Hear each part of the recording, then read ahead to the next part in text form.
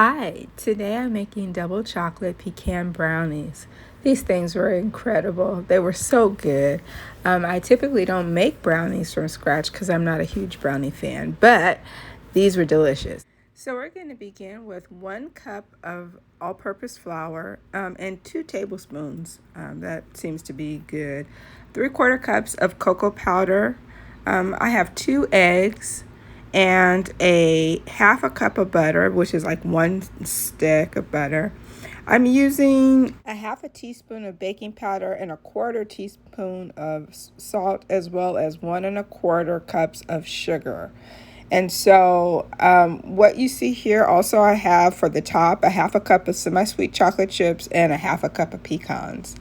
So I'm beginning with mixing my flour and my cocoa powder together, and then I'm adding my 1/4 teaspoon of salt, and the baking powder is already, I added that already, but I'm going to mix those dry ingredients together. Once they're mixed well, and you don't see any more white flour, it should be just completely uh, coated and mixed in very well, so it almost looks like a cake mix. I set that aside, and I added that's where you see me added my baking powder. I also then a piece of foil over a 9 by 13 like casserole dish that I have. And then I'm going to spray that with Pam or any vegetable spray, so it'll be easy to lift the brownies out. Next, I'm going to cream my butter and my sugar, and I'm going to add my vanilla.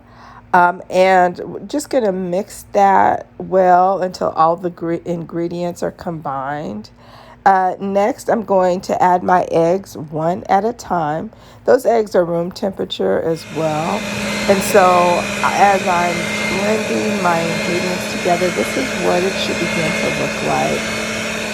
You'll see it start to thicken and turn a little lighter, soft shade of yellow.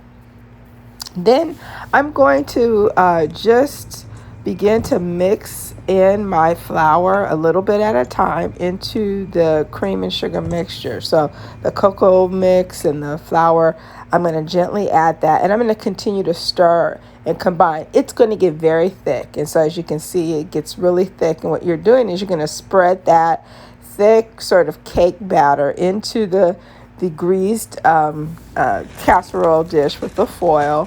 The foil should actually go over the sides again, so that it'll be easier to lift it out of the pan and it won't stick.